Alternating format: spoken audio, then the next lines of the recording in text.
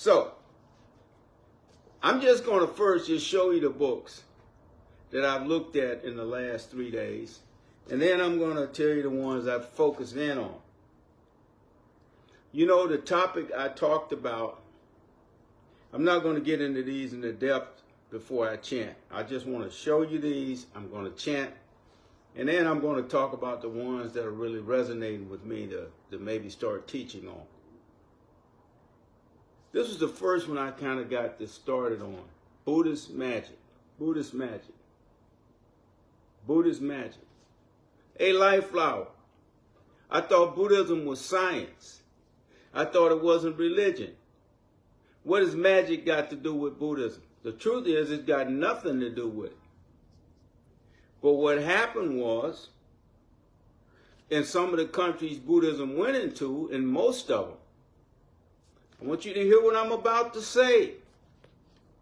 These countries had a tradition within their spiritual community of magic and necromancy. Now, you'll remember the last talk I did on trying to open some eyes about our history was that one of the things in our background that's not talked about too much is that when we had this global presence that everybody always wants to brag about, when we were the top dog, we got into some things like that became a basis for problems for us. Since we went all over the world, you'll see traces of that in most of these indigenous cultures, and they got it from us. It was science, though. It wasn't mumbo jumbo. It was science. But I'm reading that, and I can see the patterns in some of these indigenous cultures in Asia and what I was seeing when I was researching ancient Kemetic history, ancient Middle Eastern history when we were in the Middle East. That's book one.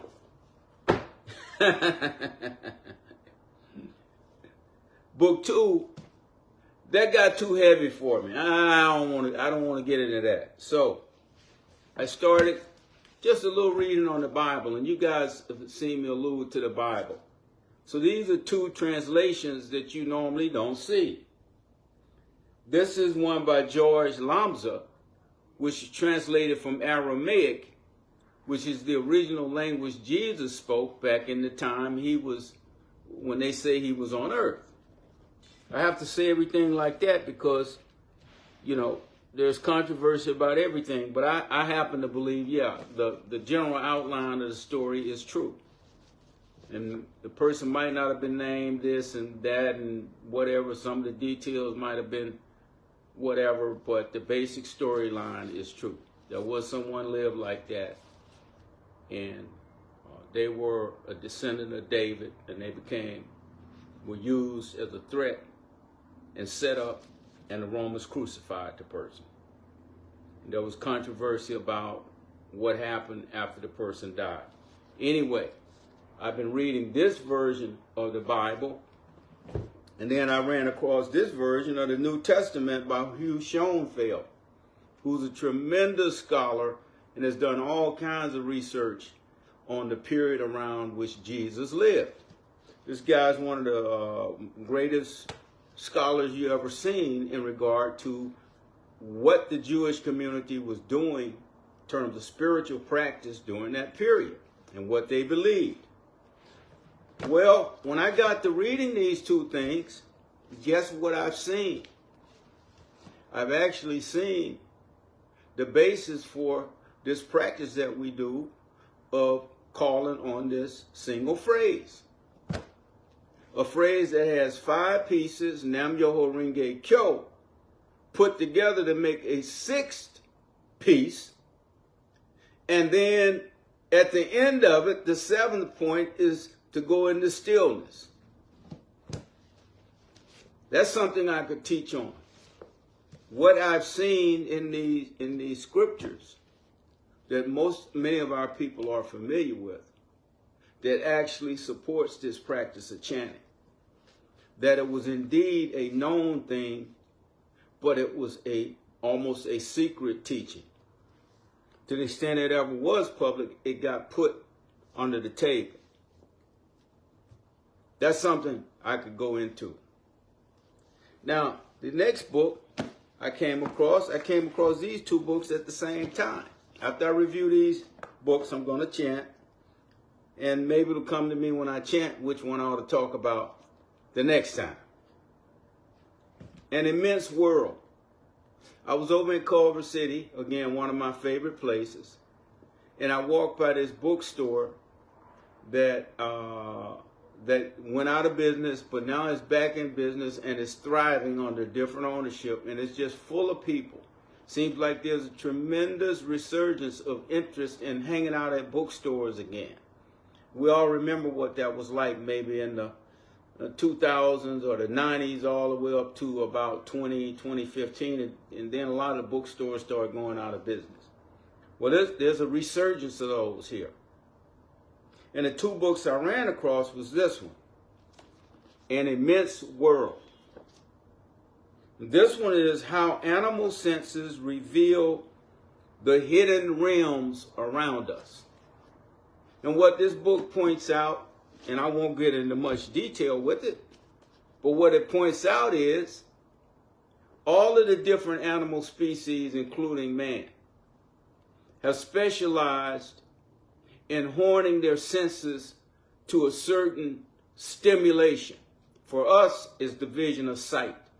That's the main sense we use now. For a dog, it's their sense of smell.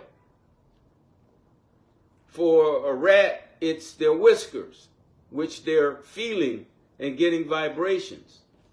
For a snake, it's a sense of heat, which goes into their brain and forms an infrared picture, and so on and so forth. For an elephant, it's something else.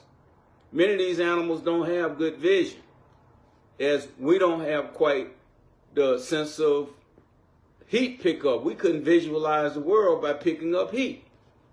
Some of them key in on the magnetic field of the earth, and they can see things through that. So this book points out there's a universe of inputs out there. There's all kinds of stuff out there. But we've evolved to see what we see. That has a lot of implications. There's always more out there than we're paying attention to. The unseen is greater than the seen. And then the other book I ran across was Tales of the Hasidim. Now, this is a classic in Jewish circles. It's by a man named Martin Buber, one of the paramount spiritual leaders of the 20th century, best known as the author of I and Thou. But this man devoted 40 years of his life to collecting and telling the stories of this aspect of Judaism called Hasidism. Hasidism.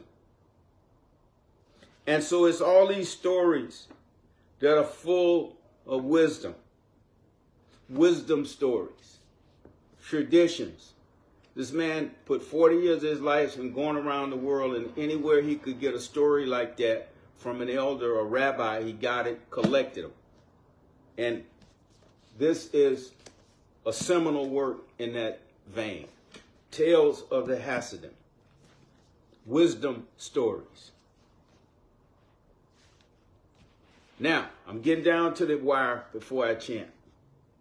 But I've been reading these. I'm focused in right now because I'm not jumping around that much. I'm focused in on the original New Testament by Schoenfeld. And the next book I'm about to point to, Red Mars by Kim Stanley Robinson. This is kind of a science fiction fantasy book, but it's really not, because the author uses science as the scaffold for the novels. He's got many of these novels. He's got novels that project what New York is going to look like in 2100 when 2132 or something like that, after sea level rise has wiped out the lower fourth of Manhattan, for example, parts of Brooklyn and so forth. He envisions all of this stuff, and looking at the latest technologies and so forth, he weaves together these fascinating stories. Well, this one is called Red Mars. Red Mars. It's a projection of what things would look like, what would be going on when we first got the first colonist on the planet Mars in a serious attempt to adapt to living there. And so there are these first 100 colonists who go out there, and they've got this very detailed plan they're implementing, and slowly they're building cities. They're altering the environment, of course. They're doing what they do. And there's politics and all this kind of thing. But there are three of these. First, Mars is still red as its natural color. Then it's green Mars, when they've learned to grow food and all of this on Mars and created an atmosphere. And then finally is blue Mars, where they actually get an ocean on Mars. In other words, Mars becomes almost a version of Earth. I'm on this first one, Red Mars. So the two books that I'm kind of really into right now is this original New Testament and Red Mars. And I'm going to talk about why I focused on those two after I chant. The last one that I want to mention that I look at periodically, most weeks, are the major writings of Nichiren. Remember, Nichiren was the Japanese Buddhist teacher who looked through the Lotus Sutra, looked through all the available Buddhist records, scriptures, and so forth, studied Confucianism. He studied everything he could get his hands on in Japan. And he was the one who concluded that the simple practice of chanting the title of the Lotus Sutra, which in Japanese at that time was Myoho Renge Kyo, that the simple act of chanting the title was the intended practice by the Buddha and all these other masters from the distant past. It was going to be the practice, remember, that finally allowed humanity to elevate to the next level. The practice of the single phrase, something that everyone could do, and you get all these benefits from doing it. Well, that was Nichiren. And so there's a collection of his writings called The Gosho. And this is one of the books I used when I first started practicing in 1988. Nichiren Shoshu International. So this was published under the auspices of the Nichiren priesthood. And this is volume 3. So that by the time I got here, I had already read volume 1 and volume 2 of the major writings of Nichiren. And so they made them available in this form. So this is stimulating me to want to start collecting. I'm overdue. I mean, boy, it would be nice to have a staff. But, you know, it would be nice to collect my things and organize them into short books like this that could be available. Major writings. The one I was reading today, this is the kind of thing you will see in here, and after I say this, I'm going to chant. This shows you the brilliance of Nichiren. Is it possible without understanding the meaning of the Lotus Sutra, but merely by chanting Nam-myoho Renge Kyo once a day, once a month, or simply once a year, once a decade, or once a lifetime, to avoid being drawn into acts of evil and to escape the evil past and enter the stage of non-regression? Answer, yes, it is. Now, I can update that question for us today, which is, how is it possible just by chanting this phrase, Nam Myoho Renge Kyo, life flower, to get all these benefits? I mean, how does that work? Well, I talked about some of that in the Lotus Sutra when I reviewed the Lotus Sutra. And what I realized was that just as Nichiren's, I'm just going to say it like it is, just as Nichiren's teachings were an evolution of what Shakyamuni taught, but were grounded in what Shakyamuni taught, what I'm teaching is an evolution to a certain degree, even a more simplification of what Nichiren taught, and yet is grounded in what Nichiren taught. Their system was based on faith.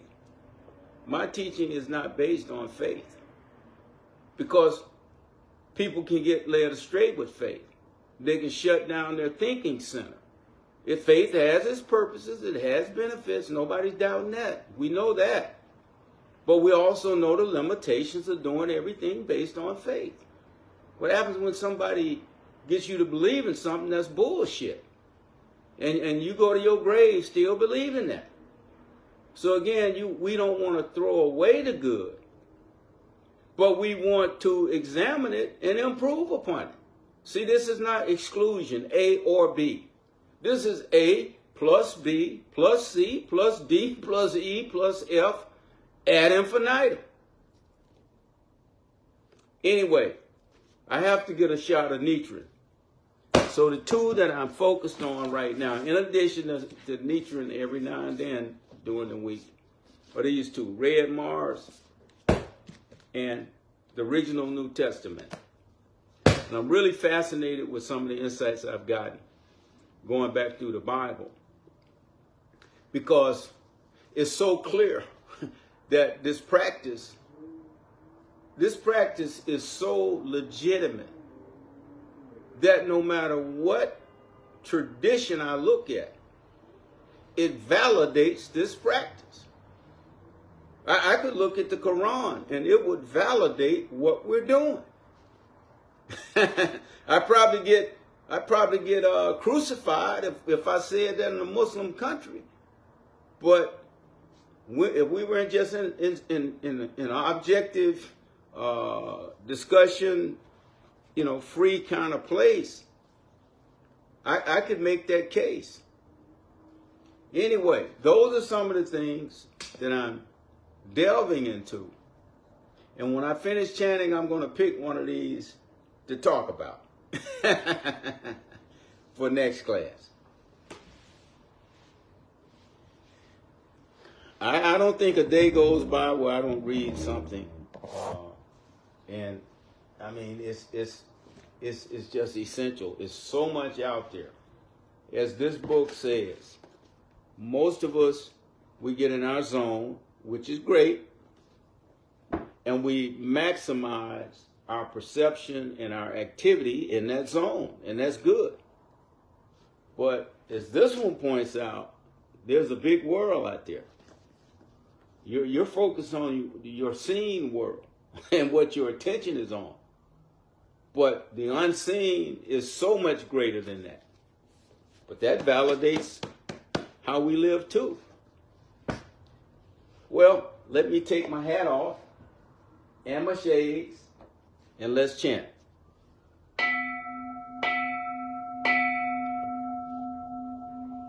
Life flower, you don't act like you're in church. You act too casual. You act too free. You act too informal about all this. Listen, this is our life. This is part of life. This is not separate from life. This is life. That's why I'll come on no matter how I'm feeling, no matter what I'm doing. I mean, I've chanted in the coffee shop before, if I got caught short, and then do it at the house, and rushed out before I thought about it. Then do it. Call myself rushing. I'll chant in the coffee shop. I won't do that all the time, but this is life. You know, we want this to be integrated with our life so that we don't have to make any excuses about why we didn't do it today.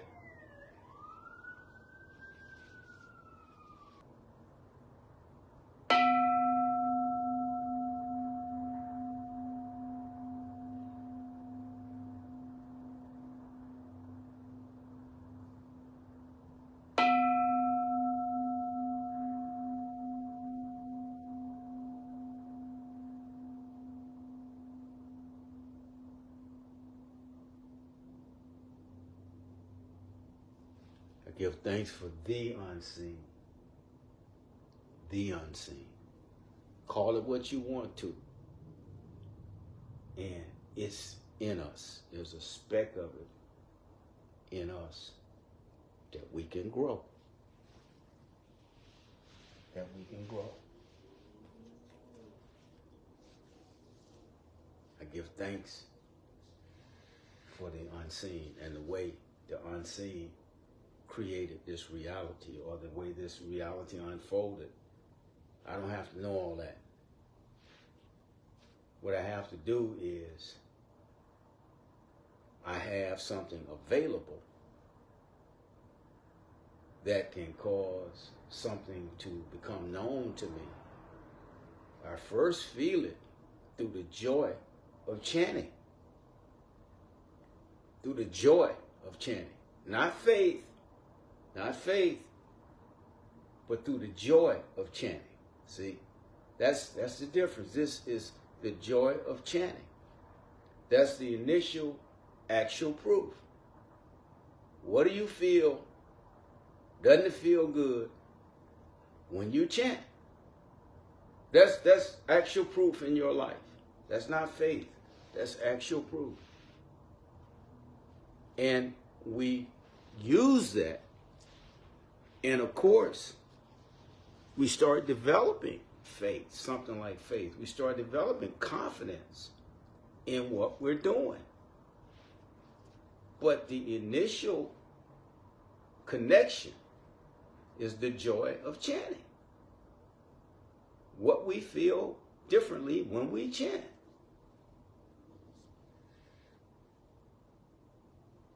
This unseen that's in us is the same unseen that's given being to everything. This is why when we abide in it, we have within us everything we need to respond to any situation that comes at us. We got in us the same thing anybody else has ever had in them, and then some. Because we can activate it consciously. And you don't wait till you get into the war to start preparing. You prepare daily, twice a day, so that when it arises, your fortifications are already in place. But we start out giving thanks for our life. That was that first ring. I give thanks for my life. I give thanks for my life. And then when you start appreciating where your life is at this moment, and you understand that's a function too of your connection to this unseen, you start to understand you can't really give thanks for your life without giving thanks to the unseen. And you're not speaking theoretically or anything like that. You're speaking from the joy and what you're feeling and how you're living at this moment. Your own life is giving you that to say. So in this sense, some of these things, you're never going to get away from faith. You're never going to get away from the need for morals and so forth. You can go down the line.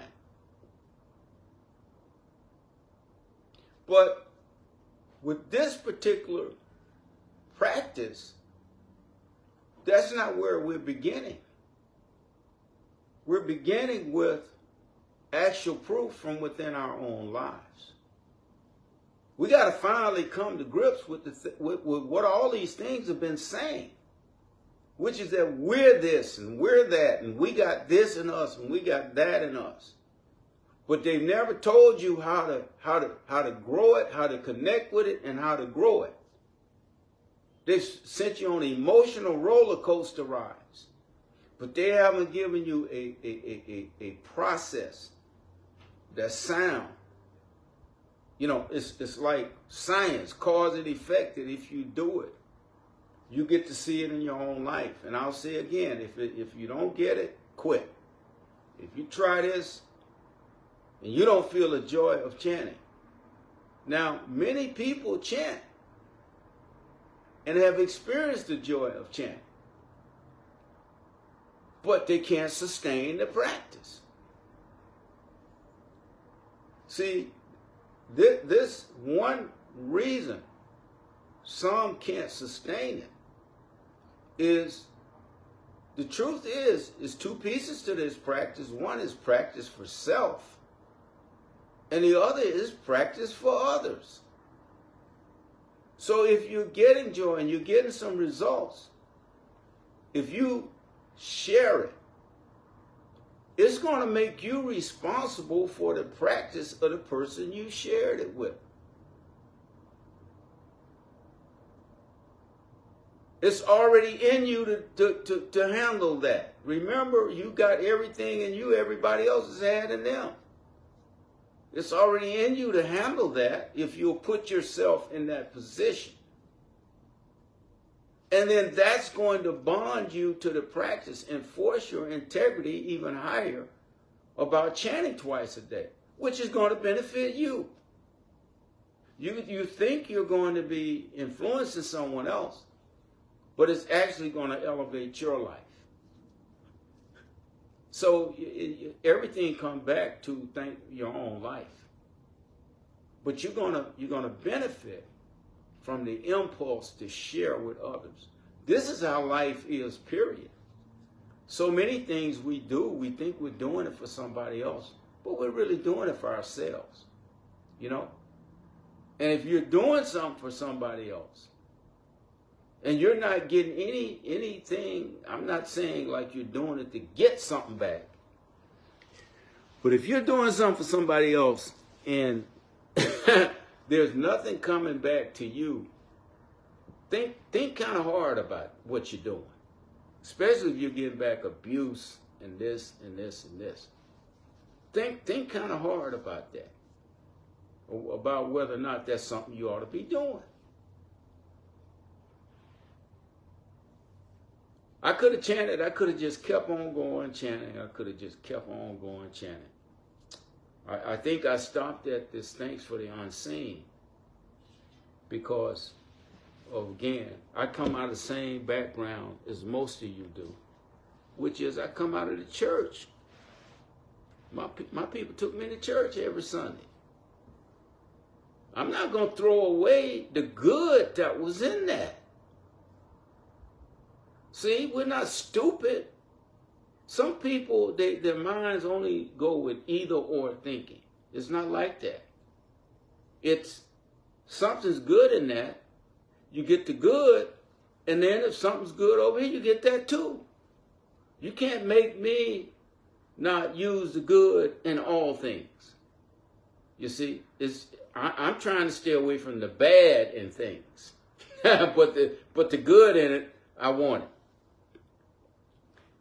Well, in the interest of time, I'm going to have to make a decision about which of these books I'm going to talk about.